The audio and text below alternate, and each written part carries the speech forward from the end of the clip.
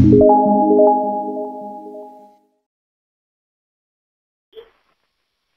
sadhana, it is not by the personal capacity that things are done.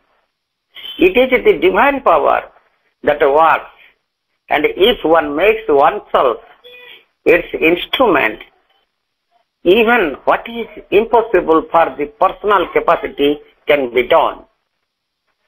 साधना रे व्यक्तिगत सामर्थ्य द्वारा विषय गुड़िक हुए नहीं, भगवान दिव्य शक्ति ही कार्य करे एवं जदि जड़े निजक यार जंत्र रूपे गठन करे एपरिक व्यक्तिगत सामर्थ्य पक्षे जहाँ असंभव ताहा करा जाई पारे। प्रभु श्री अरविंदर ये हूँ वाणी, एथर मांकर गोटे वाणी, flowers are the prayers of the vegetal world. The plants offer their beauty to the supreme. पुष्प सबु चौछंती उद्भिद जगतर प्रार्थना सकल। उद्भिद सबु परमेश्वर को से मानकर सौंदर्य को अर्पण करती। श्री मांकर ये हूँ वाणी। प्रभु मांकर ये दुईटी वाणी पठन सहित प्रभु मांक चरण कमल रे आम अनंत कोटि प्रणाम जनाई आरंभ करने को जाऊे आज ऑनलाइन श्री अरविंद एस्पिरेशन पाठचक्र कार्यक्रम। आज ऑनलाइन श्री अरविंद एस्पिरेशन पाठचक्र रे उपस्थित थिबा समस्त भाई मान को वंदे मातरम आ प्रणाम। कार्यक्रम आरंभ रे चलते आम किसी क्षण नीरव ध्यानस्थ होगा प्रभुंकर मंत्रमय सावित्री आवृत्ति सहित। आज मंत्रमय सावित्री उच्चारण पुरुष संख्या रही 244। आज मंत्रमय सावित्री को आवृत्ति करने आम अनुरोध करवा भंजनगर गंजाम आमर अति प्रिय दिनेश भाई को। भाई आप मंत्रमय सावित्री आवृत्ति करंतु, आम समस्ते नीरव रे प्रभु मां प्रति ध्यान समस्ते साइलेंस हवा। मा मा मा मा मा। For knowledge comes not to us as a guest called into our chamber from the outer world, a friend and inmate of our secret self. It hid behind our minds and fell asleep and slowly wakes beneath the blows of life. The mighty demon lies unshaped within. To evoke, to give it form is nature's task. All watch a choice of the true and false. Mind shout aimed deep midst of nations. It looked within itself but saw not God. A material interim diplomacy denied the truth that transcends truth might live, and hid the deity in creed the and grace, that the world ignorance might grow slowly wise. This was the imbroglio made by sovereign mind, looking from a gleam rays into the night. In her first tampering with inconscience, it alien dogs befalls her luminous eyes. Her rapid hand must learn a courteous zeal. Only a slow advance the earth can bear. Yet was her strength unlike the unseeing earth, compelled to handle makeshift instruments invented by the life force and the flesh. Earth all perceives through doubtful images. All she conceives in hazardous jets of sight. Small lights kindled by touches of grasping thought. Incapable of the soul's direct inlook, she sees by spans and shoulders knowledge craft, makes truth the slave girl of her indigence, expelling nature's mystic unity, cuts into quantum and mass the moving all. She takes for measuring rod her ignorance. In her own domain a point fell of a seed, that greater power with her half-risen sun, wrought within limits but possessed her field. She knew by a privilege of thinking force, and claimed an infant sovereignty of sight. Ma. धन्यवाद भाई। आम एत जाए मंत्रमयी सावित्री मांत्रिक ध्वनि रे आम निनादित होते एवं निरवित ज्ञानस्तर थिले। परवर्ती कार्यक्रम आम चलते एक भक्ति नैवेद्य प्रभु मां चरण कमल रे निवेदन करवा। आज कार्यक्रम रे प्रभु मां चरण कमल रे एक भक्ति नैवेद्य अर्पण करने आम अनुरोध करवा से भंजनगर आमर अति प्रिय तपस्विनी प्रियदर्शिनी अपा को। अपा आपण गोटे भक्ति नैवेद्य प्रभु मां चरण कमल रे आपण निवेदन करंतु। अपा तुमको जानिबे बोली, तुमको जानिबे बोली, एते सबु परा जानी सारिबे, एते सबु परा जानी सारिबे, भाबुछि किछि मु जानिनी बोली, तुमको पाइबी बोली, तुमको पाइबी बोली, एते सबु परा पाई सारिबे, एते सबु परा पाई सारिबे, भाबुछि किछि मु पाइनी बोली, तुमको जानिबी बोली, तुमको जानिबी बोली,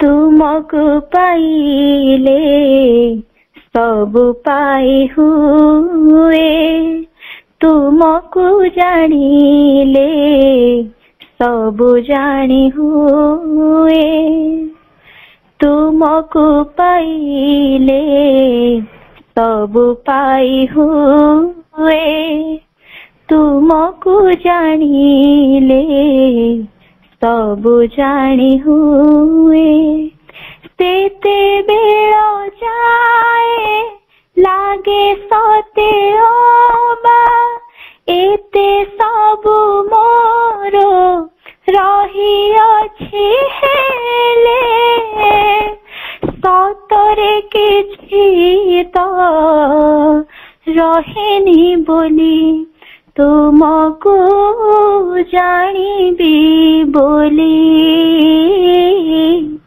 तुमको जानिबी बोली, तुमरी नामर अपूर्व झलक जागई हृदये स्वर्गीय पुलक, तुमरी नामर अपूर्व झलक जागई हृदये स्वर्गीय पुलक, तुम नाम बिना लागे सते अबा, सुख शांति केते रही अछि हेले, सतरे किछि भी नहीं तो बोली, तुमको जानिबी बोली, तुम तुमको जानिबी बोली एते सबु परा जानी सारी बे एते सबु परा जानी सारी बे भाबुछि किछि मु जानिनी बोली तुमको पाइबे बोली तुमको पाइबे बोली एते सबु परा पाई सारी एबे एते सबु परा पाई सारी एबे भाबुछि किछि मु पाइनी बोली तुमको जानिबी बोली तुमको जानिबी बोली तुमको पाइबी बोली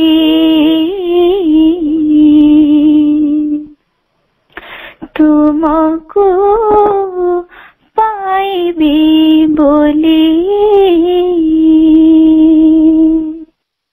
धन्यवाद अपा बहुत बहुत हृदय सच्ची प्रार्थना निवेदन कले सतरे माँ विषय में कौन जानी आम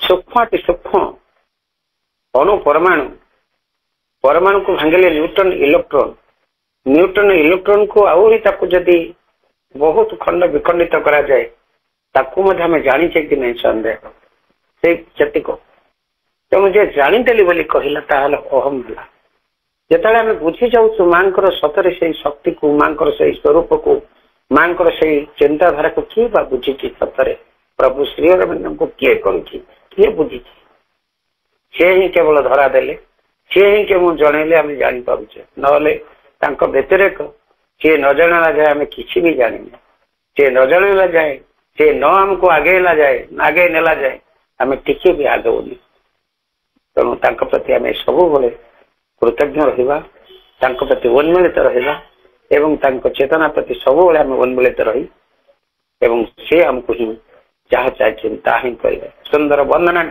निवेदन कर तपस्वी प्रियदर्शनी अपा को बहुत बहुत धन्यवाद। परवर्ती कार्यक्रम आम परम प्रभु श्री अरविंद कविता गुच्छरु गोटे गोटे कविता को प्रति शनिवार दिन आवृत्ति करुचे एवं धारावाहिक भाव में प्रभुंकर कविता गुच्छरु गोटे गोटे कविता को आलोचना कर चली स्वाध्याय कर चली आमको से कवितार आलोचना स्वाध्याय भी ब्रती कराउचंती आमर अति प्रिय केन्द्रापड़ारू उर्मिला आपा आज गोटे कविता रखिंट प्रभु श्री अरविंद गोटे कविता को सी आलोचना करने रखिंट से कविताटी जदिव थे आलोचित होती रमेश भाई द्वारा किंतु अपांकर आलोचना नियरा एवं प्रभुंकर प्रत्येक कविता प्रत्येक ग्रंथ को रोमंथन प्रति समय जेते थर आम आवृत्ति करवा एवं मनन चिंतन करवा अजस्र शक्ति आमको ही प्रवेश करता है आम भीतर आम चेतना को जागृत करुए एवं से कविताटी रखिंट जहाँ पाता हूँ ओशन वननेस अवश्य भाई तार टाइटल रखिले सागर एकत्व किंतु अपा तार टाइटल रखिंट सागर सारूप्य आम अपा को अनुरोध करवा आलोचना को आगे नेबे कवितार शीर्षक प्रभु Shri Aurobindo collected poems of Shri Aurobindo से कविता ओशन वननेस सागर सारूप्य परिमला को अनुरोध आलोचना कार्यक्रम को आगे नेबे परम करुणामयी माँ परम प्रभु श्री अरविंद चरण रे मांगलिक मुहूर्त अनेक अशेष भक्तिपूत प्रणत ऑनलाइन माध्यम रे जोग देथिबा मोर समस्त श्रद्धा भाई भौणी मानकु এই ମାଙ୍କର ପାଠଶାଳାକୁ ସ୍ୱାଗତ। ଓସନ୍ ୱାନନେସ୍ କବିତାର ଶୀର୍ଷକ। ଓସନ୍ ୱାନନେସ୍, ସାଗର ସାରୂପ୍ୟ ବା ସାଗର ସହିତ ଏକତ୍ୱ। ସାଗର ଯେଭଳି ବିଶାଳ, ସେଇଭଳି ବିଶାଳତାର ହିଁ ଏକତ୍ୱ ସ୍ଥାପନ ହୁଏ ବିଶାଳ ସାଗର ସହିତ। ସାଗର ସାରୂପ୍ୟ ଏକ ଭିନ୍ନ ଶୈଳୀରେ ଉପସ୍ଥାପିତ କବିତା, ଭିନ୍ନ ଛନ୍ଦରେ ରଚିତ। ଏହା ସନେଟର ଅନ୍ତର୍ଭୁକ୍ତ ନୁହେଁ। ଏହା 3 ପଦ ବିଶିଷ୍ଟ, ଯେଉଁଥିରେ ସର୍ବମୋଟ 12ଟି ପାଦ ବା ଧାଡି ରହିଛି। ଶୈଳୀରେ ପାର୍ଥକ୍ୟ ଥିଲେ ମଧ୍ୟ ଭାବ ଓ ଭାଷାରେ କୌଣସି ଭିନ୍ନତା ନାହିଁ। ଲେଖାର ଶୈଳୀ ଭିନ୍ନ, କିନ୍ତୁ ତାର ଭାବ ବ୍ୟଞ୍ଜନା ଆଉ ତାର ଭାଷା ବିନ୍ୟାସ, ଏଥିରେ କୌଣସି ପାର୍ଥକ୍ୟ ନାହିଁ। ଯିଏ ଶବ୍ଦର ସମ୍ରାଟ ପ୍ରଭୁ ଶ୍ରୀ ଅରବିନ୍ଦ, ଶବ୍ଦର ସମ୍ରାଟ, ସେଇ ଶବ୍ଦର ସମ୍ରାଟ ସମଗ୍ର ଶାବ୍ଦିକ ଜଗତକୁ ନିଜ ଆୟତରେ ରଖିଛନ୍ତି। ଦୁର୍ବୋଧ୍ୟ ଅଥଚ ଶ୍ରୁତି ମଧୁର ସେ ଶବ୍ଦ ପୁଞ୍ଜ, ଗୋଟିଏ ଗୋଟିଏ ଚିତ୍ରକଳ୍ପ ଶବ୍ଦଟିକୁ ଶ୍ରବଣ କଲା ମାତ୍ରେ ମାନସ ଚକ୍ଷୁରେ ଗୋଟିଏ ରୂପ ଭାସି ଉଠେ। ଶବ୍ଦଟି ଯେଉଁ ରୂପକୁ ଧାରଣ କରିଛି। ମୂଳ ଚକ୍ଷୁ କର୍ଣ୍ଣ ବା ମାନବୀୟ ମନ ତାର ସନ୍ଧାନ ପାଇପାରେ ନାହିଁ। ସ୍ଥୂଳ କର୍ଣ୍ଣରେ ଆମେ ଯାହା ଶୁଣୁ, ସ୍ଥୂଳ ଚକ୍ଷୁରେ ଯାହା ଦେଖୁ, ଆମର ଏଇ ସ୍ଥୂଳ ମାନବୀୟ ମନରେ ଯାହା ଭାବୁ, ତାହା ଯଥେଷ୍ଟ ନୁହେଁ। ଭାବର ଗଭୀର ସାଗର ସହିତ ଏକାତ୍ମତା ଲାଭ କଲେ ଶବ୍ଦ ମାନଙ୍କର ଛାୟା ଛବି ପରିଦୃଷ୍ଟ ହେଇପାରେ। ଯଦି ସେ ବହନ କରିଥିବା ଭାବର ଗଭୀରତା ମଧ୍ୟକୁ ଆମେ ପ୍ରବେଶ କରିବା, ଏକାତ୍ମତା ଲାଭ କରିବା, ତାହେଲେ ସେ ଶବ୍ଦ ମାନଙ୍କର ଗୋଟେ ପିକ୍ଚର ଛବି ଆମ ଆଖି ଆଗରେ ଦେଖାଯିବ।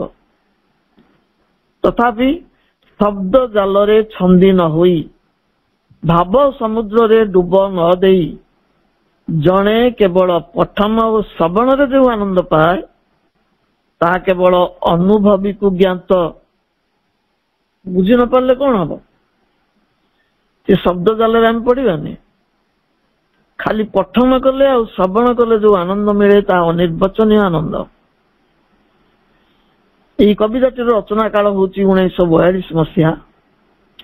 ଏହାର ନିର୍ଦ୍ଦିଷ୍ଟ ତାରିଖର ଉଲ୍ଲେଖ ନାହିଁ। କବିତାଟିର ଶୀର୍ଷକ ପାଠ କଲେ ପ୍ରଥମେ ଏକ ଆଦିଗନ୍ତ ବିସ୍ତୃତ ବିଚିବିକ୍ଷୋଭିତ ସୁନୀଳ ସାଗର ମାନସ ଚକ୍ଷୁରେ ଉଦ୍ଭାସିତ ହୋଇ ଉଠେ। ସାଗରଟିଏ ଦେଖାଯାଏ ମନର ଆଖିରେ। ଚତୁର୍ଦିଗରେ ନିସୀମ ନୀରବତା, କେବଳ ଲହରୀର ମୃଦୁ ଗମ୍ଭୀର ଗର୍ଜନ ଶୁଣାଯାଉଛି। କବିଙ୍କର ସାଗର ସହ ଏକାତ୍ମତା ଭାବ ସୂଚକ ଏହି କବିତାଟି ସାଗର ସହିତ କିଭଳି ଏକାତ୍ମତା ଲାଭ କରୁଛନ୍ତି, ତାଙ୍କର ସାଗର ସହ ଏକାତ୍ମତା ଏହି ଭାବ ସୂଚକ କବିତାଟି ଆମକୁ ସ୍ମରଣ କରାଇ ଦିଏ ପ୍ରଭୁଙ୍କର ତପୋଭୂମି ପୂତ ପବିତ୍ର ପଣ୍ଡିଚେରୀ ଧାମ, ସାଗର ବେଷ୍ଟିତ, ସାଗର ସେବିତ। ସମୁଦ୍ରର ଲହରୀ ବେଳାଭୂମିରେ ମଥାନତ କରି ପ୍ରଣତି ଜଣାଉଛି ପ୍ରଭୁଙ୍କ ପାଦ ପଦ୍ମରେ। ଶିଖର ସ୍ନିଗ୍ଧ ସମୀରଣ ସାଥେ ଭାସି ଆସେ ସାଗର ସଙ୍ଗୀତ। ଗୁହା ମଧ୍ୟରେ ଧ୍ୟାନମଗ୍ନ ତପସ୍ୱୀ ଏକାତ୍ମ ହୋଇ ଉଠନ୍ତି ସାଗର ସହିତ। ସମୀରଣ ଉଚ୍ଚାରଣ କରେ ଆଦ୍ୟ ପ୍ରଣବ, ପଲ୍ଲବିତ ହୋଇ ଉଠନ୍ତି ଶ୍ୟାମ ତରୁରାଜି। ପରମଙ୍କ ସାନ୍ନିଧ୍ୟରେ ଶାନ୍ତ ରହେ ମହୋଦଧି। ସବୁଜ ବନାନୀ ପରିବେଷ୍ଟିତ ପଣ୍ଡିଚେରୀର ପଲ୍ଲୀ ପ୍ରାନ୍ତର। ଧ୍ୟାନମଗ୍ନ ତପସ୍ୱୀ ସମ ବିରାଜିତ ଊର୍ଦ୍ଧ୍ୱବାହୁ ବୃକ୍ଷରାଜି। ବାହୁ ପ୍ରସାରିତ କରି ଊର୍ଦ୍ଧ୍ୱରୁ ଆବାହନ କରୁଛନ୍ତି ପରମ ପ୍ରଭୁଙ୍କୁ। ଦୂରାଗତ ପକ୍ଷୀମାନଙ୍କ କାକଳିରେ ସଙ୍ଗୀତ ମୁଖର ବାରିଧି ତଟ। ଧ୍ୟାନସ୍ଥ ଋଷିଙ୍କର ଏକାଗ୍ରତା କିନ୍ତୁ ଅତୁଟ। ପକ୍ଷୀମାନଙ୍କର କାକଳିରେ ସେ ଧ୍ୟାନ ଭଗ୍ନ ହେବୁ ନାହିଁ। ଅନାବିଷ୍କୃତ ସାଗର ଗର୍ଭ, ସେଇ ଅନାବିଷ୍କୃତ ସାଗର ଗର୍ଭ ଯେପରି ବିସ୍ମୟକର ଦୁଷ୍ପ୍ରାପ୍ୟ ରତ୍ନର ଭଣ୍ଡାର, କାହିଁକି ନା ସାଗରକୁ ରତ୍ନାକର କୁହାଯାଏ। ତାର ଗର୍ଭରେ ଅନେକ ରତ୍ନ ରହିଛି, ଦୁଷ୍ପ୍ରାପ୍ୟ ଦୁର୍ଲଭ। ସେଇଭଳି ହିରଣ୍ୟ ଗର୍ଭ ପରମଙ୍କ ହୃଦୟ ସୁବିଶାଳ ସୁଗଭୀର ଅନନ୍ତ ଜ୍ଞାନର ହିରଣ୍ମୟ ଖଣି। ସାଗର ଗର୍ଭରେ ଯେମିତି ମୂଲ୍ୟବାନ ମଣି ସବୁ ରହିଛି, ପରମ ପ୍ରଭୁଙ୍କର ସାଗର ଭଳି ଉଦାର ବିସ୍ତୃତ ବିଶାଳ ସୁଗଭୀର ଅଭ୍ୟନ୍ତରରେ ଅନନ୍ତ ଜ୍ଞାନର ହିରଣ୍ମୟ ଖଣି ରହିଛି। ବିଶାଳତାର ପ୍ରତୀକ ସାଗର ଓ ଅମ୍ବରକୁ ଆଧାର କରି ପ୍ରଭୁଙ୍କର ସାଗର ସାରୂପ୍ୟ କବିତାଟି ଉପସ୍ଥାପିତ। ବିଶାଳତାର ପ୍ରତୀକ ଦୁଇଟି ଉପାଦାନ, ଗୋଟିଏ ହେଉଛି ସାଗର, ଅନ୍ୟଟି ହେଉଛି ଅମ୍ବର ଅର୍ଥାତ୍ ଆକାଶ। ଏହି ଦୁଇଟି ବିଶାଳ ବସ୍ତୁକୁ ଆଧାର କରି ପ୍ରଭୁଙ୍କର ସାଗର ସାରୂପ୍ୟ କବିତାଟି ଉପସ୍ଥାପିତ ହୋଇଛି। କବିତା ପ୍ରଥମ ପଦକୁ ଆମେ ଅଧ୍ୟୟନ କରିବା। Silence is round me, wideness ineffable, white birds on the ocean, diving and wandering, a soundless sea in a voiceless heaven, azure on azure is mutely gazing. Silence is round me, wideness ineffable, white birds on the ocean diving and wandering, a soundless sea in a voiceless heaven. Azure on azure is mutely gazing. ଚତୁର୍ଦିଗେ ମୋର ବ୍ୟାପ୍ତ ନୀରବତା, ନିସୀମ ନିଥର ନିଶବ୍ଦ ସ୍ତବ୍ଧତା, ଦିଗନ୍ତ ପ୍ରସାରୀ ଅନିର୍ବଚନୀୟ ବର୍ଣ୍ଣନା ଅତୀତ ତାର ପ୍ରସାରତା। ଅନୁପମଶ୍ରୁତ ଶୁଭ୍ର ଶୁଭ୍ର ବିହଙ୍ଗମ, ନୀଳ ମହୁଦଧି ବୁକୁ ଛୁଇଁ ଛୁଇଁ, ସିନ୍ଧୁ ସ୍ନାନ ଅନ୍ତେ ସୁଦୂର ଦିଗନ୍ତେ ଉଡ଼ି ଯାଉଥାନ୍ତି ଡେଣା ଦୋହଲାଇ। ଶବ୍ଦହୀନ ମୌନ ଅଥଳ ସାଗର, ନିଶବଦ ନୀଳ ଅନ୍ତରିକ୍ଷ ଚାହିଁ, ନିରେଖେ ନୀଳିମା ଶାନ୍ତ ପ୍ରସାରତା, ଅପଲକ ନେତ୍ରେ ଆକାଶେ ଅନାଇ। ଚତୁର୍ଦିଗେ ମୋର ବ୍ୟାପ୍ତ ନୀରବତା, ନିସୀମ ନିଥର ନିଶବ୍ଦ ସ୍ତବ୍ଧତା, ଦିଗନ୍ତ ପ୍ରସାରୀ ଅନିର୍ବଚନୀୟ ବର୍ଣ୍ଣନା ଅତୀତ ତାର ପ୍ରସାରତା। ଅନୁପମଶ୍ରୁତ ଶୁଭ୍ର ବିହଙ୍ଗମ, ନୀଳ ମହୋଦଧି ବୁକୁ ଛୁଇଁ ଛୁଇଁ, ସିନ୍ଧୁ ସ୍ନାନ ଅନ୍ତେ ସୁଦୂର ଦିଗନ୍ତେ ଉଡ଼ି ଯାଉଥାନ୍ତି ଡେଣା ଦୋହଲାଇ।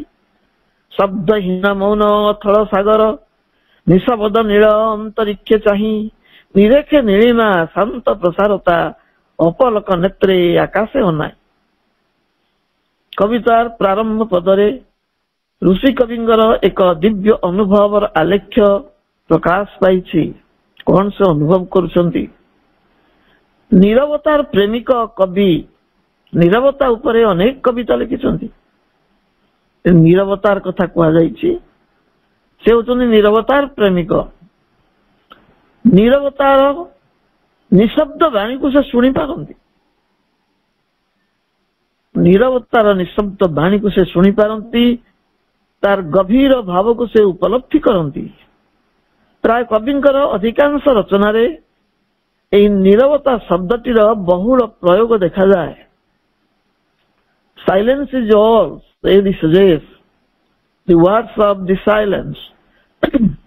Silence is a power in the depths of God. ଏଇଭଳି ଭାବରେ ଏ ସମସ୍ତ କବିତାରେ ନୀରବତା ଶବ୍ଦଟିର ଗାରିମା ପ୍ରକାଶ ପାଇଛି। ଆଲୋଚ୍ୟ କବିତାଟିରେ ମଧ୍ୟ ତାଙ୍କର ନୀରବତା ପ୍ରତି गभीर अनुरक्ति उपलब्ध हुए। शब्दर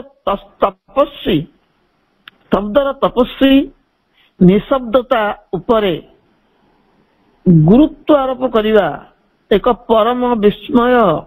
जे शब्दर तपस्वी से निशब्दता उपरे एते गुरुत्व के मुखी भली आरोप करिसंती, ए हम पई परम विस्मय। शब्द गुड़िक निशब्द रे आसंती, नीरवरे कवि से गुड़िक रूप दान करती, प्राणवंत करती। से शब्द गुड़िक निशब्द रे आसुछंती कवि भीतर को, से नीरवरे से गुड़िक रूप दान करुछंती, लेखनी मुन्नरे जीवदान करुछंती सेमानकु। प्रभु कहउछंती तांको चतुर्दिगरे सीमाहीन नीरवता व्यापी रहिछि। गहन गभीर सुदूर प्रसारी से नीरवता वर्णनार अतीत, अनिर्वचनीय। वास्तव रे एभली विरल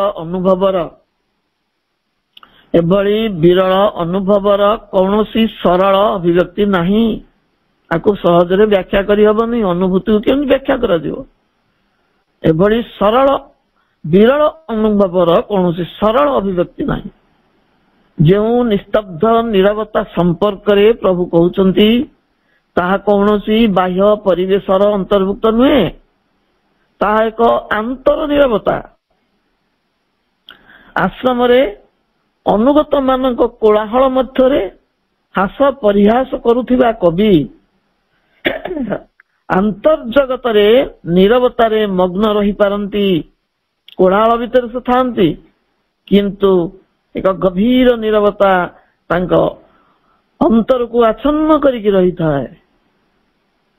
अंतर मध्यरे ध्यान मुद्रा रे थाई, अंतर मध्यरे ध्यान मुद्रा रे थाई कवि दर्शन करुछंती दिगंत विस्तारी एक विशाल समुद्र। तांको ध्यान मुद्रा रे सागरटी प्रकटित होउछि। चित्ताकर्षकता विस्तारित नीलिमा, प्रशांत नीलिमा अशांत हृदय रे शांतिर प्रलेप दिए। निर्जनता नीरवता एवं नीलिमा मध्यरे जेपरि एक गभीर संपर्क रही, गोपन संपर्क रही। अशांत हृदय रे जहाँ शांतिर प्रलेप दे पारे, से जो निर्जनता नीरवता एवं नीलिमा, सागर नीलिमा, तारी मध्यरे गोटे गभीर संपर्क स्थापित होइछि। एगुटिक सब व्यापकतार प्रतीक। निर्जनता व्यापी रही, सागर अनंत नीलिमा दिगंत विस्तारी होइकी रही। ये समस्त होउचंती व्यापकतार, प्रसारतार, विशालतार प्रतीक। सुनील आकाश, फेनील सागर उभय ही अंतहीन भावे प्रसारित। सुनील आकाशटी जेमती प्रसारित होइछि, फेनील सागरटी मध्य सेही भली दिग्बलय को स्पर्श करुछि। ऊर्ध्वस्थ नील आकाश तले नील सागर मध्यरे उड्यमान श्वेतपक्ष युक्त शांतिर दूत पक्षीकूल। ऊर्ध्व रही नील आकाश, तले रही नील सागर, ता मझिरे उड़ुछंती पक्षी गुड़िए। से गुड़िक होचंती श्वेतपक्ष युक्त पक्षी, सत जेमती शांतिर दूत। सत जेपरि सेमाने सागर और अंबर मध्यरे वार्तावह। ए पक्षी गुड़िक सागर और अंबर मध्यरे वार्तावहर काम करुछंती, दूतर काम करुछंती। सागर संगीत आकाश रे सुनांती, आकाशर वार्ता सागर रे दियंती।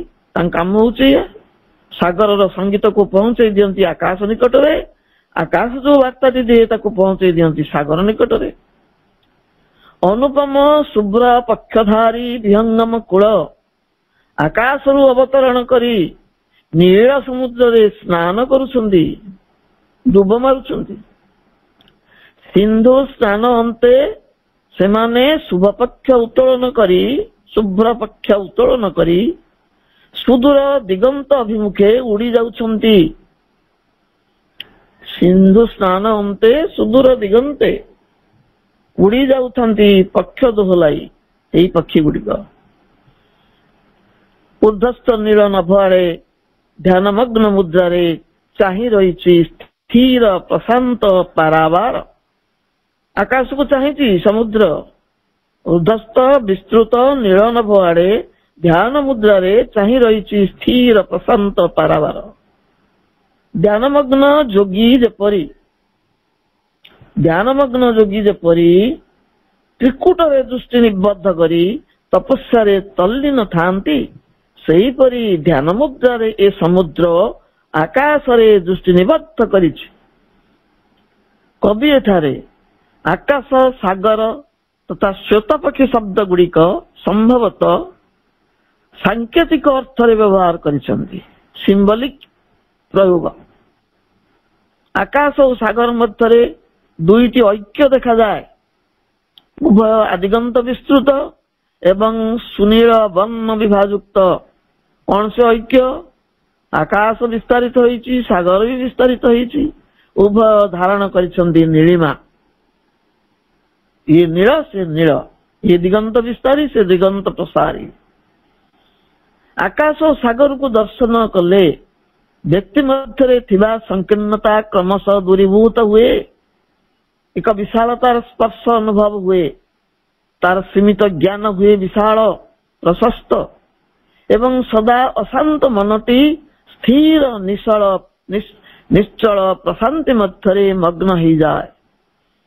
मन सर्वदा अस्थिर अशांत, किंतु सागर को बा आकाश को अवलोकन कले से अशांत मनटी स्थिर निश्चल प्रशांति मध्य मग्न हो जाए। सेइथिपई मां मध्य आकाश को ओ समुद्र को किछि समय चाहि देखिबा पई परामर्श दैछंती। जदि विशालता चाह, उदारता चाह, प्रशांति चाह, ताहेले किछि क्षण समुद्र तटरे समुद्र को देख, आकाश को देख। निज चेतना को प्रसारित करने को हेले प्रकृतिर अवदान यही आकाश और सागर सानिध्य आवश्यक। जदि आमे चाहू थाउ आमर संकीर्ण प्रशस्त चेतना को प्रसारित करने कहार सानिध्य दरकार?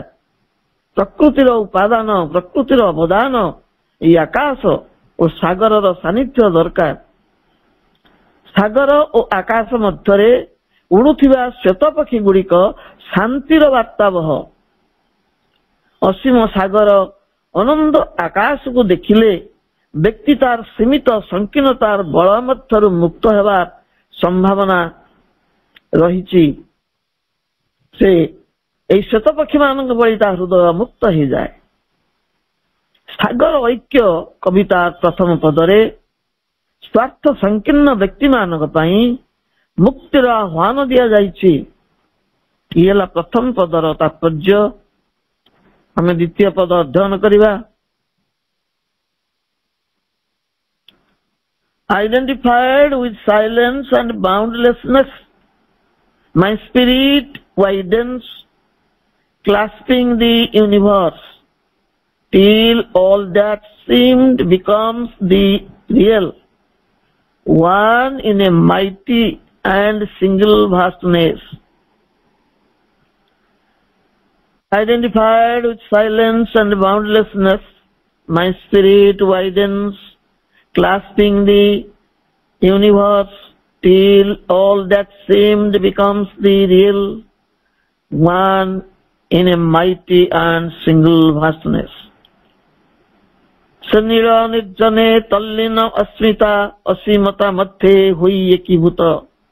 ससागरा विश्व बुकु परे तोड़ी आत्मर हुई उठे प्रसारित। प्रतिभात जहा प्रतारित करे स्वरूपे होइनी शत रूपायित। स्वरूप विरूप विपरीत सर्व वास्तवता तार दूर पराहत। महापराक्रमी एकक विक्रमी अद्वितीय सेजे परम शाश्वत। भूमिरु भूमा को परिव्याप्त नित्य अखंड भूखंड आकाश पर्यंत। सनील निर्जने तल्लीन अस्मिता असीमता मध्य हुई एकीभूत। ससागरा विश्व बुकु परे तोड़ी आत्मर हुई उठे प्रसारित। प्रतिभात जहा प्रतारित करे ସ୍ୱରୂପେ ହୋଇନି ସତ ରୂପାୟିତ, ସ୍ୱରୂପ ବିରୂପ ବିପରୀତ ସର୍ବ, ବାସ୍ତବତା ତାର ଦୂର ପରାହତ। ମହାପରାକ୍ରମୀ ଏକକ ବିକ୍ରମୀ ଅଦ୍ୱିତୀୟ ସେ ଯେ ପରମ ଶାଶ୍ୱତ, ଭୂମିରୁ ଭୂମାକୁ ପରିବ୍ୟାପ୍ତ ନିତ୍ୟ, ଅଖଣ୍ଡ ଭୂଖଣ୍ଡୁ ଆକାଶ ପର୍ଯ୍ୟନ୍ତ।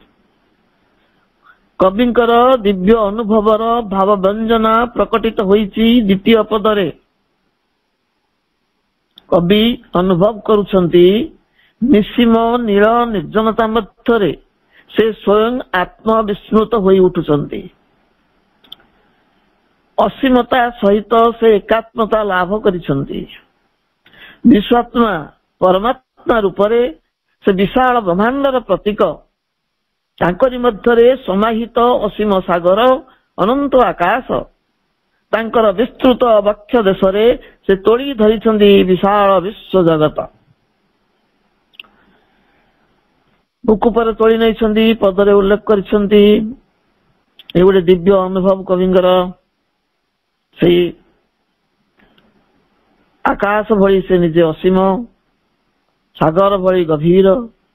ତାଙ୍କ ସହିତ ସେ ଏକାତ୍ମତା ଲାଭ କରିଛନ୍ତି। ସେ ନିଜେ ବିଶ୍ୱାତ୍ମା ଆଉ ପରମାତ୍ମା।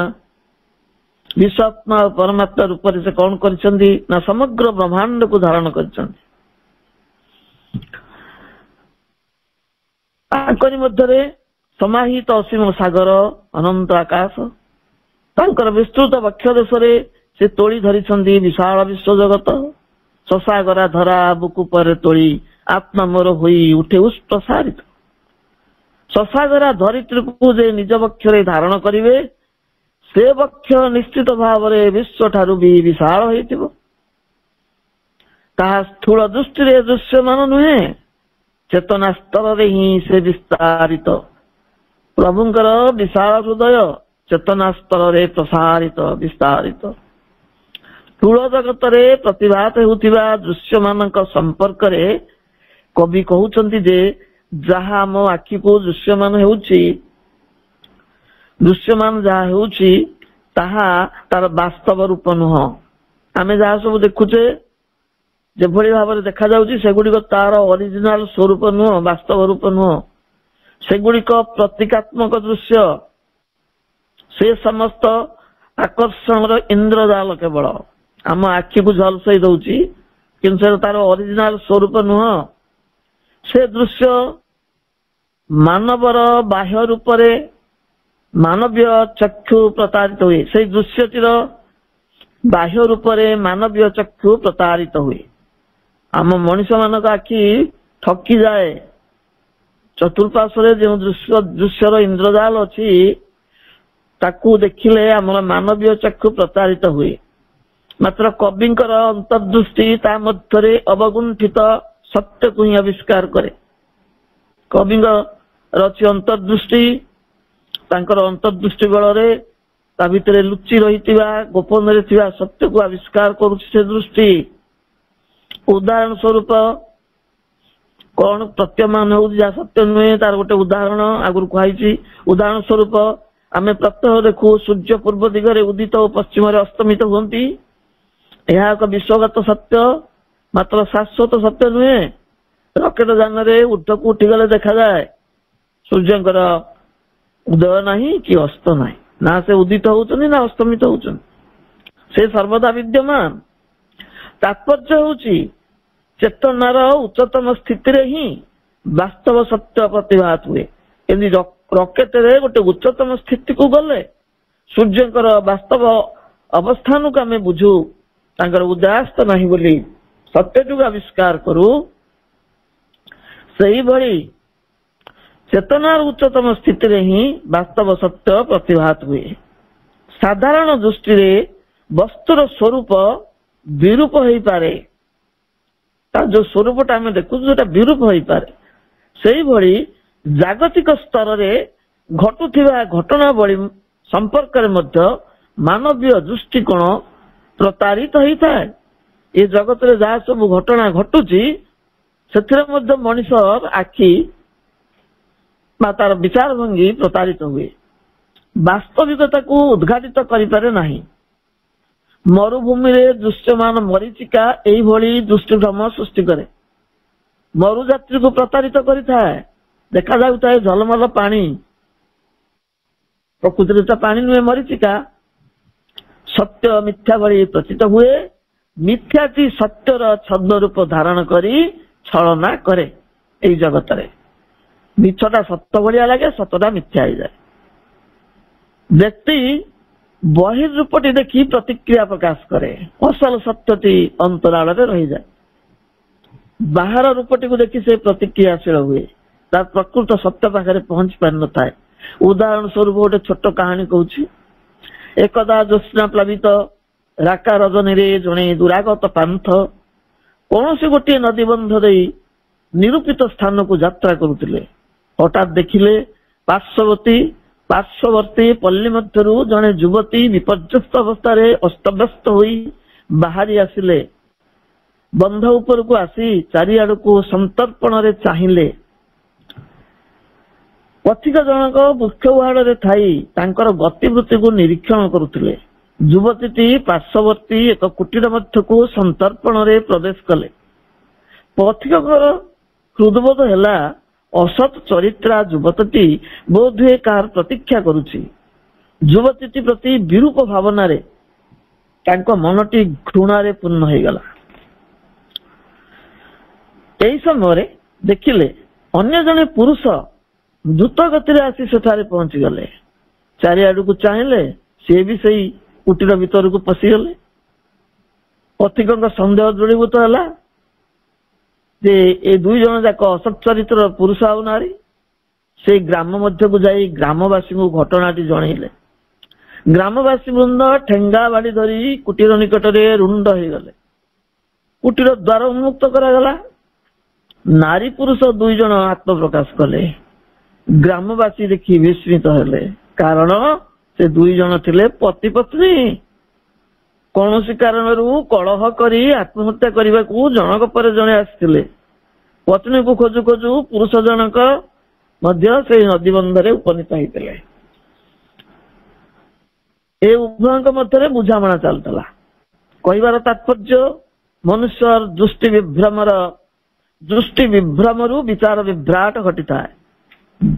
ଦୃଷ୍ଟି ଯେମିତି ଠିକ ସତ୍ୟକୁ ଜାଣିପାରେ ନା, ସେଇ ଅନୁସାରେ ବିଚାରରେ ମଧ୍ୟ ବିଭ୍ରାଟ ଦେଖାଯାଏ। ମନୁଷ୍ୟର ଏହି ଦୁର୍ବଳତା ଓ ବିଚାରହୀନତାକୁ ପ୍ରଭୁ ଭଲ ଭାବେ ଜାଣନ୍ତି। ତେଣୁ ସେ କବିତା ମାଧ୍ୟମରେ ସୂଚାଇ ଦେଉଛନ୍ତି ଯେ ବାହ୍ୟ ଦୃଷ୍ଟିରେ ଯାହା ଦେଖାଯାଏ ତାହା ସର୍ବଦା ସତ୍ୟ ହେଇନଥାଏ, ଏହା ବ୍ୟକ୍ତିକୁ ଭ୍ରମିତ କରିଥାଏ। ଏ କ୍ଷେତ୍ରରେ ମା କହନ୍ତି, ଷ୍ଟେପ୍ ବ୍ୟାକ୍, ଅର୍ଥାତ୍ ୱେଟ୍ ଆଣ୍ଡ ସି। ହଠାତ୍ କୌଣସି ନିଷ୍ପତ୍ତିରେ ଉପନୀତ ହୁଅ ନାହିଁ, ମୂଲ୍ୟହୀନ ମନ୍ତବ୍ୟ ଦିଅ ନାହିଁ। ଏହାପରେ ପ୍ରଭୁ ପରମଙ୍କୁ ମହାପରାକ୍ରମୀ ବୀର ଭାବରେ ଉପସ୍ଥାପନ କରିଛନ୍ତି। ମହାପରାକ୍ରମୀ ବୀର ପରମ ସେଇ ଅଦ୍ୱିତୀୟ ଏକକ ବିକ୍ରମୀ ହିଁ ଏକମାତ୍ର ସତ୍ୟ ଓ ଶାଶ୍ୱତ। ସେ କାହାରିକୁ ପ୍ରତାରିତ କରନ୍ତି ନାହିଁ। ସେଇ ଏକକ ଈଶ୍ୱର ବିଶ୍ୱର ପ୍ରତ୍ୟେକ ସ୍ତରରେ ବିଦ୍ୟମାନ। ସେଇ ଏକକ ଈଶ୍ୱର ବିଶ୍ୱର ପ୍ରତ୍ୟେକ ସ୍ତରରେ ବିଦ୍ୟମାନ। ଆଭୂମ ଆକାଶ ତାଙ୍କରି ପ୍ରକାଶ। ଜାଗତିକ ଦୃଶ୍ୟ ଓ ବସ୍ତୁରାଜିର ବାହ୍ୟ ଆକର୍ଷଣରେ ମୋହିତ ବା ବିଚଳିତ ନ ହୋଇ ବସ୍ତୁ ନିହିତ ସତ୍ୟର ସ୍ୱରୂପକୁ ଆବିଷ୍କାର କରିବାର ଅନୁପ୍ରେରଣା ଏହି କବିତାଂଶଟିରେ ପ୍ରକାଶ ପାଇଛି। ଆମେ କବିତାର ଅନ୍ତିମ ଆଉ ତୃତୀୟ ପଦକୁ ଯିବା, କାରଣ ଏଇଟା ଚତୁର୍ଦ୍ଦଶପଦୀ କବିତା ନୁହେଁ। ଏଠି ଚାରୋଟି ପାଦ ନାହିଁ, ଏହାର ପଦ ନାହିଁ, 14 ଅକ୍ଷରିଆ ନୁହଁ। ଇଏ ଗୋଟେ ଭିନ୍ନ ଶୈଳୀରେ ଲିଖିତ କବିତା, ଛୋଟ କବିତାଟିଏ। ତୃତୀୟ ବା ଶେଷ ପଦ, someone broods their nameless and bodiless, conscious and lonely, deathless and infinite, and solo in a still eternal rapture gathers all things to his heart forever. Someone broods their nameless and bodiless, conscious and lonely, deathless and infinite, and solo in a still eternal rapture gathers all things to his heart forever. ଧ୍ୟାନ ନିମଗନ କିଏ ସେ ମହାନ ଅନାମ ଅରୂପ ତନୁ ତିରୋହିତ ଚିନ୍ମୟ ପୁରୁଷ ସର୍ବଜ୍ଞାନମୟ ଚିନ୍ମୟ ପୁରୁଷ ସର୍ବଜ୍ଞାନମୟ ନିସୀମ ନିସଙ୍ଗ ମୃତ୍ୟୁ ବିରହିତ ଆପଣା ବୁକୁରେ ତୋଳେ ନିରନ୍ତରେ ଅଖିଳ ବ୍ରହ୍ମାଣ୍ଡ ନିଖିଳ ଜଗତ ମହୋଲ୍ଲାସେ ରତ ଏକା ଏକା ଶତ ରଭସେ ରମନ୍ତି ପରମ ଶାଶ୍ୱତ ଧ୍ୟାନ ନିମଗନ କିଏ ସେ ମହାନ ଅନାମ ଅରୂପ ତନୁ ତିରୋହିତ ଚିନ୍ମୟ ପୁରୁଷ ସର୍ବଜ୍ଞାନମୟ ନିସୀମ ନିସଙ୍ଗ ମୃତ୍ୟୁ ବିରହିତ ଆପଣା ବୁକୁରେ ତୋଳେ ନିରନ୍ତରେ ଅଖିଳ ବ୍ରହ୍ମାଣ୍ଡ ନିଖିଳ ଜଗତ ମହୋଲ୍ଲାସେ ରତ ଏକା ଏକ ଶତ ରଭସେ ରମନ୍ତି ପରମ ଶାଶ୍ୱତ କଥାରେ ଅଛି ଦୃଷ୍ଟି ଅନୁରୂପ ସୃଷ୍ଟି ବ୍ୟକ୍ତି ଯେଉଁ ଚେତନାରେ ଥାଏ ସମଗ୍ର ଜଗତକୁ ସେହି ଅନୁସାରେ ଦର୍ଶନ କରେ କବି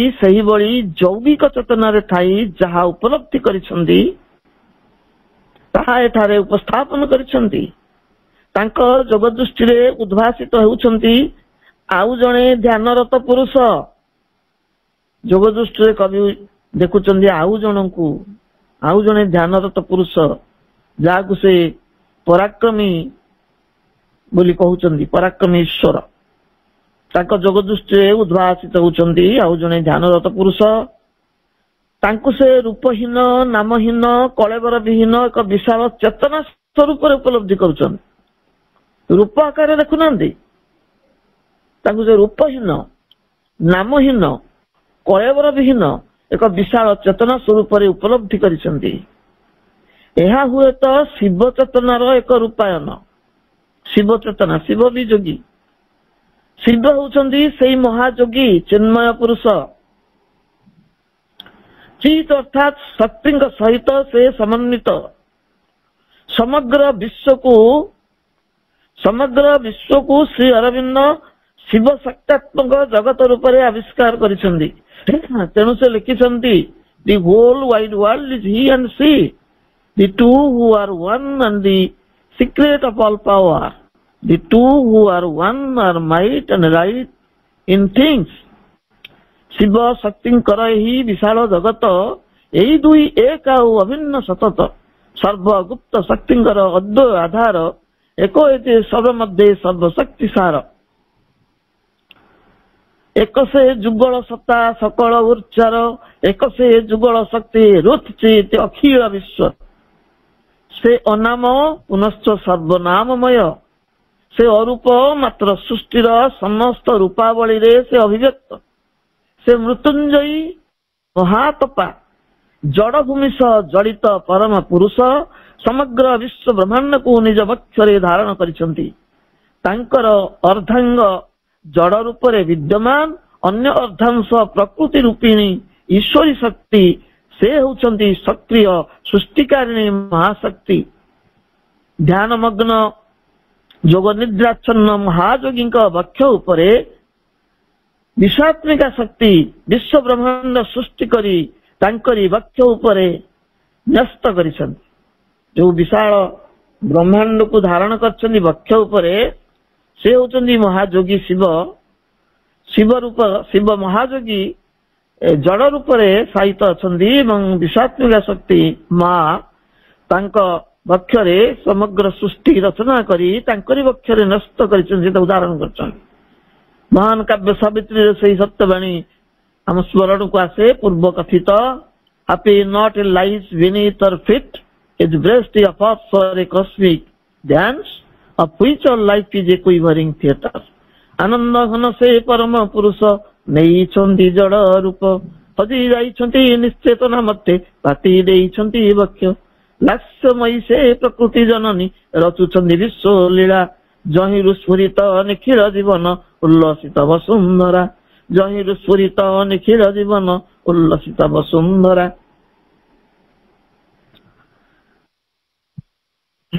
ଏଇ ଯୋଉ ଶେଷ ପଦରେ କବି ନିଜ ସ୍ୱରୂପକୁ ନିଜେ ଦର୍ଶନ କରୁଛନ୍ତି ସେ ନିଜେ ଶିବ ରୂପୀ ସେ ନିଜେ ପରମ ପୁରୁଷ ସେ ବିଶାଳ ବକ୍ଷଧାରୀ ନିଜ ବକ୍ଷରେ ବିଶ୍ୱକୁ ସେ ଧାରଣ କରିଛନ୍ତି କିନ୍ତୁ ନିଜକୁ ପୃଥକ କରି ତାଙ୍କର ସ୍ୱରୂପକୁ ସେ ପ୍ରକାଶ କରିଛନ୍ତି। ସେ ଆନନ୍ଦ ଘନ ପରମ ପୁରୁଷ ମହାପରାକ୍ରମୀ ବିଶାଳ ହୃଦୟ, ସେ ବିଶାଳ ହୃଦୟରେ ଧାରଣ କରିଛନ୍ତି ବିଶ୍ୱ ବ୍ରହ୍ମାଣ୍ଡ। ସେଇଭଳି ଆଲୋଚ୍ୟ କବିତାରେ କବିତାଂଶରେ ପ୍ରଭୁ ଉଲ୍ଲେଖ କରିଛନ୍ତି, ଆପଣା ବୁକୁରେ ତୋଳେ ନିରନ୍ତରେ ଅଖିଳ ବ୍ରହ୍ମାଣ୍ଡ ନିଖିଳ ଜଗତ। ନିଜ ବକ୍ଷରେ ଅଖିଳ ବିଶ୍ୱକୁ ସେ ଧାରଣ କରିଛନ୍ତି, ନିଖିଳ ଜଗତକୁ ସ୍ଥାନ ଦେଇଛନ୍ତି। ବିଶ୍ୱଧର୍ତ୍ତା ବିଶ୍ୱକର୍ତ୍ତା ଆପେ ଆପେ ଉଲ୍ଲାସରେ ମଗ୍ନ, ସେଥିପାଇଁ ସେ ସଚ୍ଚିଦାନନ୍ଦ। ସେ ବିଶ୍ୱକୁ ଧାରଣ କରିଥିବାରୁ ବିଶ୍ୱାଧାର, ସେଥିପାଇଁ ପ୍ରାର୍ଥନା କରାଯାଏ ବିଶ୍ୱାଧାରଂ ଗଗନ ସଦୃଶଂ ମେଘବର୍ଣ୍ଣଂ ଶୁଭାଙ୍ଗମ୍ ଲକ୍ଷ୍ମୀକାନ୍ତଂ କମଳ ନୟନଂ ଯୋଗୀର୍ଭିଧ୍ୟାନ ଗମ୍ୟମ୍। ପରମ ପ୍ରଭୁ ଶ୍ରୀ ଅରବିନ୍ଦ ବିଶାଳତାର ପ୍ରତୀକ, ବିଶାଳତାଙ୍କର ବକ୍ଷ ସାଗର ଭଳି ଗଭୀର ଅନନ୍ତ ପ୍ରଶାନ୍ତ। ସେଇ ପ୍ରଭୁ ଏ ସମଗ୍ର ବିଶ୍ୱକୁ ଧାରଣ କରିଛନ୍ତି, ଆମମାନଙ୍କୁ ମଧ୍ୟ ଧାରଣ କରିଛନ୍ତି। ସାଗର ସହିତ ଏକାତ୍ମତା ଭାବ, ଏଇ ଯୋଉ କବିତାଟି ଇଏ ଗୋଟିଏ ତୁଳନାତ୍ମକ କବିତା। ସିଏ ତ ସାଗରଠୁ ଆହୁରି ବିଶାଳ। ସାଗର ତ ତାଙ୍କ ସୃଷ୍ଟି, ତାଙ୍କ ନିଜ ସୃଷ୍ଟି ଠାରୁ ସେ କଣ କ୍ଷୁଦ୍ର ହେଇପାରନ୍ତି? ସେ ଆହୁରି ବିଶାଳ। ଏବଂ ସବୁ ସ୍ଥାନରେ ସେ ଗୋଟେ ବିଶାଳତାର ଭାବ ସୃଷ୍ଟି କରୁଛନ୍ତି। ସଂକୀର୍ଣ୍ଣ ହୃଦୟ ମାନବ, ଏଇ ବିଶାଳତାର ସଂସ୍ପର୍ଶରେ ଆସ, ଆକାଶକୁ ଦେଖ, ସାଗରକୁ ଦେଖ, ନିଜକୁ ବିସ୍ତୃତ କର, ବିସ୍ତାରିତ କର, ସଂକୀର୍ଣ୍ଣ ମନକୁ ପ୍ରସାରିତ କର। ଏହି ପ୍ରେରଣା ଦେବା ପାଇଁ ସାଗର ସାରୂପ୍ୟ ବା ସାଗର ଐକ୍ୟ କବିତାଟି ଉପସ୍ଥାପିତ ହେଇଛି। କବିତାଟି କ୍ଷୁଦ୍ର, ତେଣୁ କମ୍ ସମୟରେ ଏଟା ସରିବାର ସମ୍ଭାବନା ଥିଲା। ଯାହା ହଉ ପାଖାପାଖି ସମୟରେ ଶେଷ ହେଇଛି ମାଙ୍କ ଦୟାରୁ। ଆଉ ପୂର୍ବରୁ ତ ଆଲୋଚିତ ହେଇଛି, ମୁଁ ଜାଣେ ନା ମୋ ଭିତରେ ମା ଯେଉଁ ଭାବ ସୃଷ୍ଟି କଲେ ମୁଁ ତାକୁ ଏଠି ଉପସ୍ଥାପିତ କରିଛି, ତାହା କେତେ ଦୂର ପ୍ରୟୋଗ ଧର୍ମୀ ହେଇଛି ମୁଁ ଜାଣିନାହିଁ ଏବଂ ସାର୍ଥକ ଭାବରେ ଉପସ୍ଥାପିତ ହେଇଛି ତା ମଧ୍ୟ ମୋର ବୋଧଗମ୍ୟ ନୁହେଁ। ତ୍ରୁଟି ବିଚ୍ୟୁତି ତ ମନୁଷ୍ୟର ସ୍ୱାଭାବିକ ଧର୍ମ। ତେଣୁ ମୋର ଯଦି ତ୍ରୁଟି ବିଚ୍ୟୁତି କିଛି ଥାଏ, ଦିବ୍ୟ ଜନନୀ ମା ବିଶାଳ କରୁଣାର ହୃଦୟ ପ୍ରଭୁ ଶ୍ରୀ ଅରବିନ୍ଦ ମତେ କ୍ଷମା କରିବେ ନିଶ୍ଚୟ। ସମସ୍ତଙ୍କୁ ଧନ୍ୟବାଦ। ବନ୍ଦେ ମାତରମ୍। ଧନ୍ୟବାଦ ବାପା,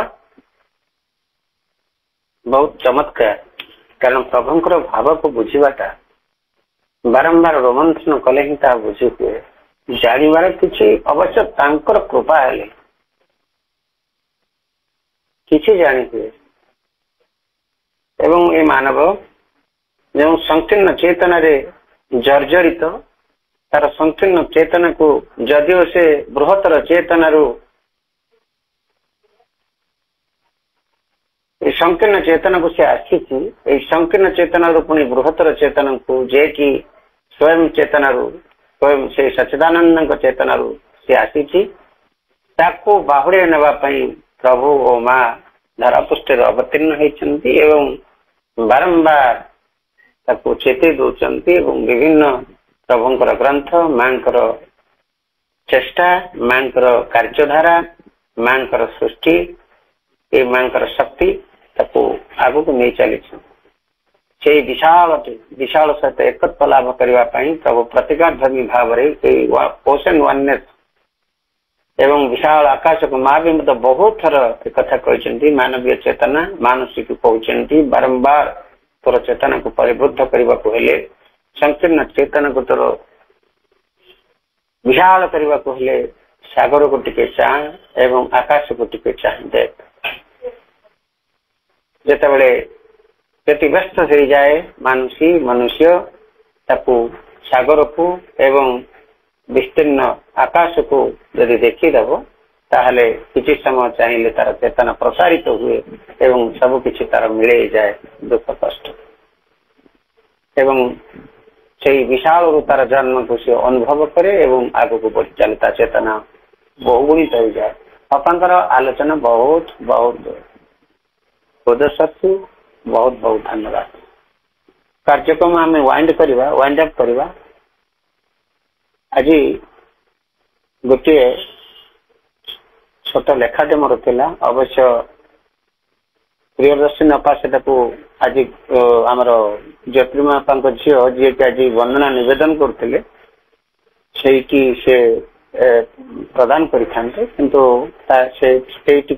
आज मां चरण कमल अर्पण कर आज कार्यक्रम का वाइंड अप कर किसी समय गोटे 2-3 मिनट आमको टे लगे देखा केमती कौच मां को जन प्रदान करवा। मुझे जुआड़े जाऊची मो पछे मो आगे सबुआड़े खाली मोर गोटे पण तो कानी घेरई घेरई मते घेरई घेरई मो पथ कड़ई नेला परी मते लागुची। मुझे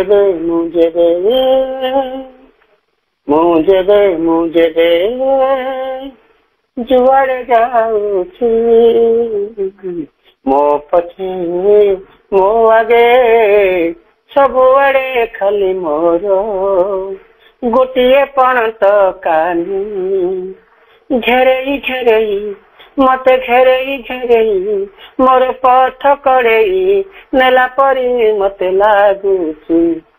मुझे झुंटी पड़िले मु केबे एकानी उठई नेउची लुहरे भिजिले मु केबे एकानी लुह मोह पोछि देउची। झुंटी पड़िले मु केबे एकानी उठई नेउची लुहरे भिजिले मु केबे एकानी लुह मोह पोछि देउची। भाबुची ए मंत मु भाबुची एकानी से एकानी नुहे ये मो माँ परी मते लागुची। मुझे जुआड़े जाऊची मो पछे मो आगे गोटे पण तो कानी मते घेरई घेरई घेरई घेरई मो पथ कड़ई नेला परी मते लागुची। मुझे भांगी पड़िले मु केबे एकानी कोलई नेउची अभावे थिले मु केबे एकानी से सबू भरी देउची। भांगी पड़िले मु केबे एकानी कोलई नेउची अभावे थिले मु केबे एकानी से सबू भरी देउची। भाबुची ए मंत मु भाबुची एकानी से एकानी नुहे ये मो माँ परी मते लागुची। मुझे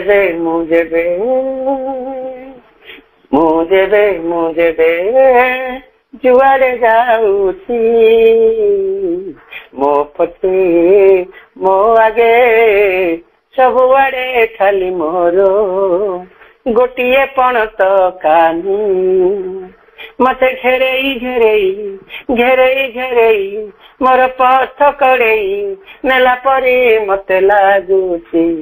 मुझे